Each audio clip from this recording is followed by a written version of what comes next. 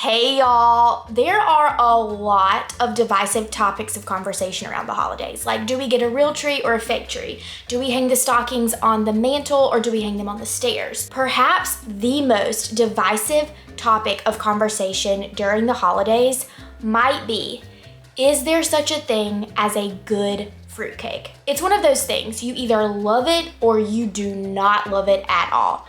As for me, I'm one of those weird people that's like Switzerland in the middle that could go either way. The Southern Living editors have put me to the challenge to see if I can actually create a really, really good fruitcake.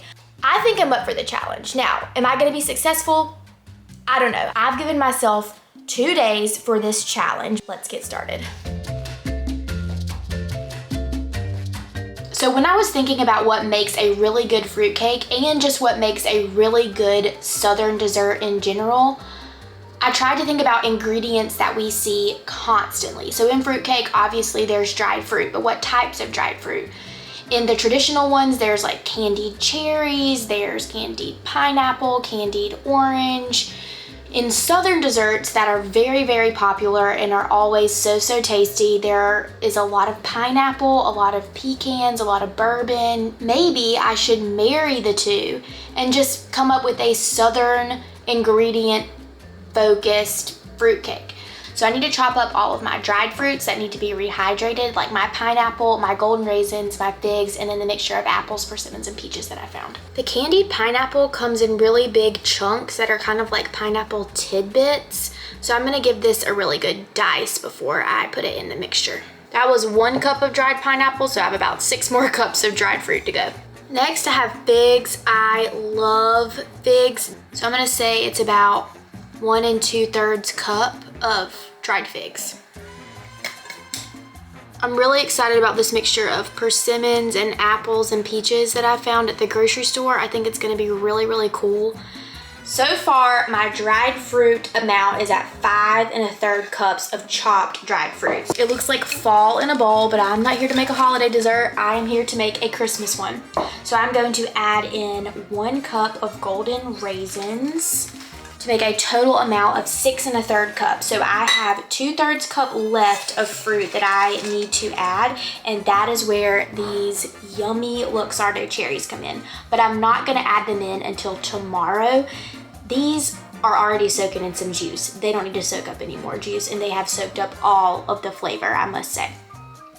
But these dried fruits need to soak up some juice and come back to life. So the life that I'm gonna give them, instead of rum or brandy, I'm going to put in bourbon, which honestly is my spirit of choice. You could do all brandy, you could do all bourbon, you could of course do all rum. My personal preference would be bourbon though. I want this to be bourbon forward, so I'm gonna go with bourbon first.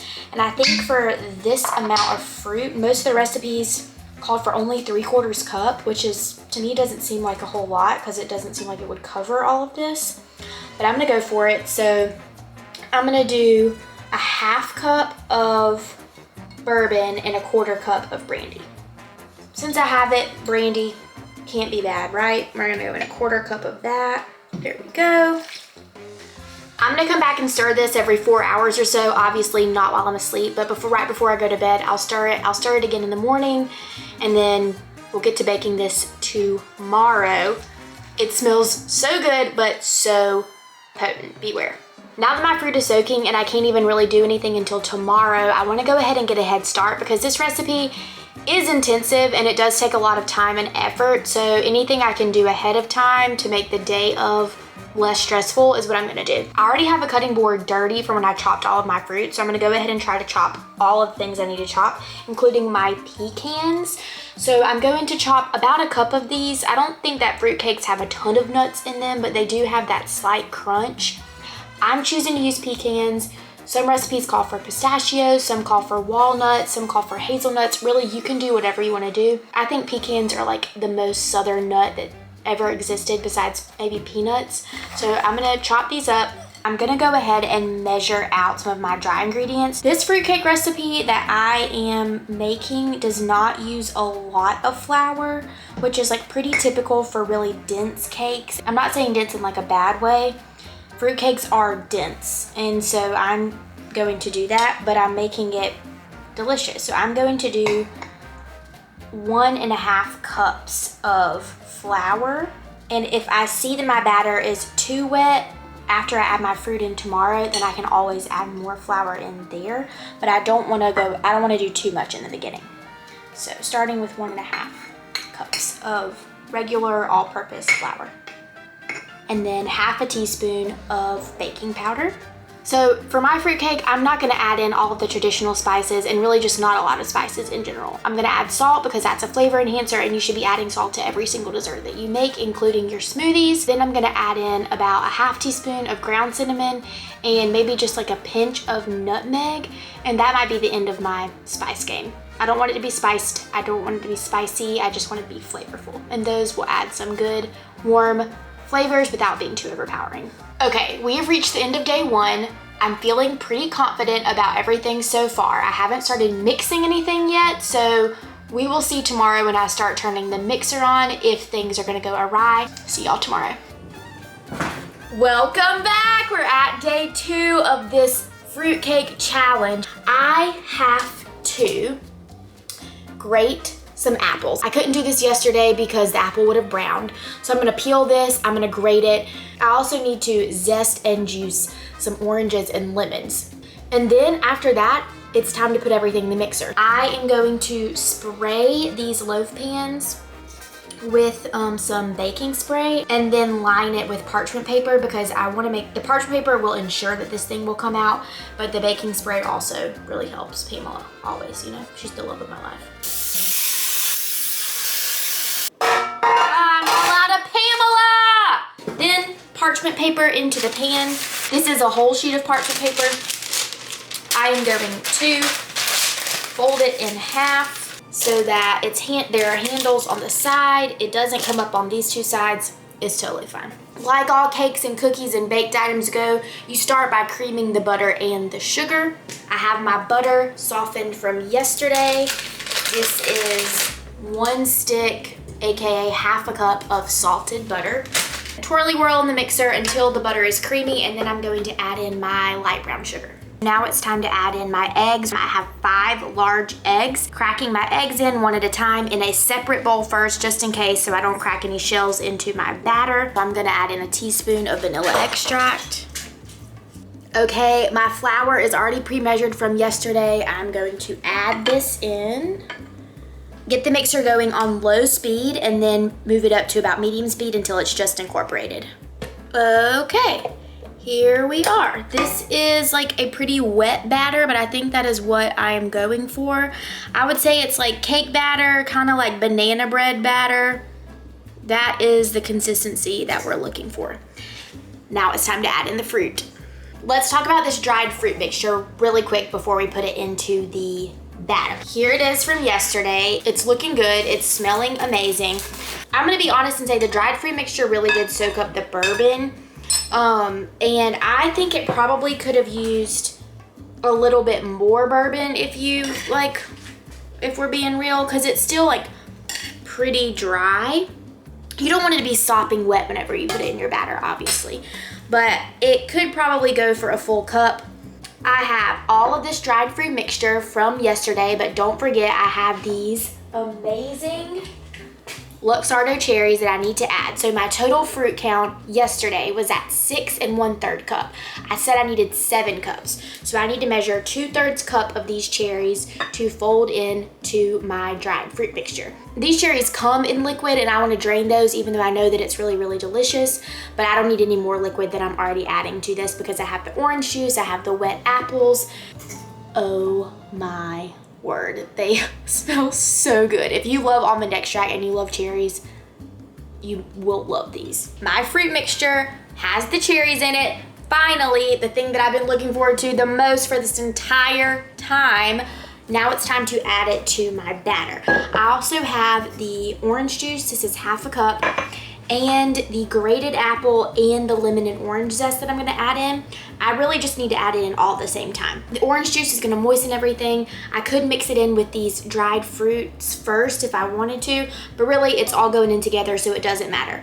So there is a very high fruit to batter ratio, meaning that there is just enough batter to barely cover the fruit. And honestly, that is what you're looking for in a fruit cake. It is fruit that is just slightly bound together by a dense, moist, flavorful batter. I also cannot forget about the pecans. I was really excited about those too.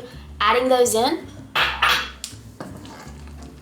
This batter is looking really good. So there is a lot more batter. Now that I've mixed it with all of my fruit, there seems to be just the right amount batter, the perfect amount to coat every piece of fruit and nut that is in here. I think this is gonna turn out delicious. It smells really good. It really kind of reminds me of like hummingbird cake batter or carrot cake batter, or even banana bread batter, but a lot more chunky just because there's a lot more fruit in there. But that is really what this looks like and reminds me of, and it smells amazing. If it tastes half as good as it smells, we're going to be in business. Okay, it's time to divide the batter up into the 2 loaf pans. Let's see if I can do this without making a mess. All right, y'all. This 2-day adventure has almost come to a close. The batter is in the loaf pans and it is time to go in the oven. I just want a toothpick to come out clean with moist crumbs.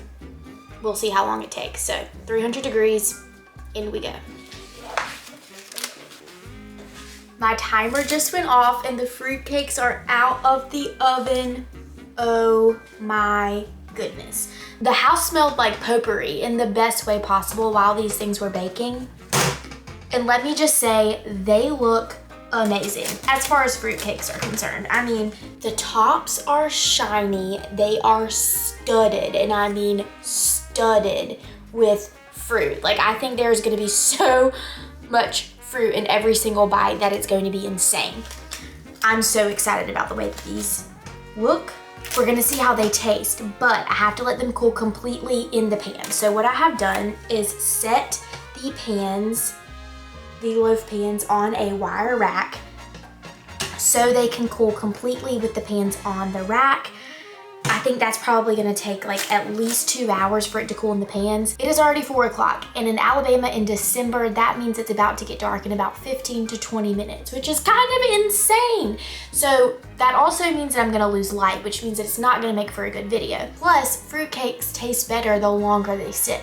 So once these things cool completely, I'm gonna take them out of the pans and put them on the wire rack. Then I'm going to store them so that I can taste them tomorrow. I know I said I was gonna give myself 2 days for this entire process, but what's another day? I'm gonna taste them in the morning and I cannot wait. Good morning, y'all. We have made it to day 3. One more day than I anticipated for this fruitcake challenge, but really it's a 2-day process because for day 3, all I'm doing is taste testing it, and I cannot wait to cut into this fruitcake. They are gorgeous. They smell amazing. They smell like a Fig Newton bar crossed with fruitcake, but then also crossed with like potpourri and heaven. I'm pretty excited about these, and I think I might make non-fruitcake lovers converts if this tastes as good as it smells and looks. I'm pretty proud of it. I mean, look at this. It's so beautiful. This smells also amazing. Now, does it taste good? That was the real challenge of this entire thing. If I'm judging myself based off of looks and smell, I've gotten a 10 out of 10 for fruitcake. Okay, 1, 2, 3. Holy, y'all. Okay, listen. Is it the best dessert I've ever had in my life? No. Does it still taste like fruitcake? Yes. But does it taste better than any fruitcake I have ever had in my life before this moment? Absolutely. I'm here to say, if you don't like fruitcake and you're willing to get dirty in the kitchen for 2 days and make something that is a showstopper beauty, and it's just honestly kind of fun, this is a dessert for you. Obviously, the best part about this are those Luxardo cherries that I was talking about the entire time, but the figs, don't sleep on the figs. The figs kind of are what make this. Like, I love a Fig Newton bar. I am a fan of a fig Newton. And this is like reminiscent of a fig Newton in the best possible way. So I'm just gonna keep eating this fruitcake. In the meantime, y'all know what to do. Like, comment, subscribe, share if you like this video. If you make this fruitcake, I would love to know. Tag me on Instagram at ivyotum. I will see y'all so very soon. Merry Christmas. Happy baking. Yum.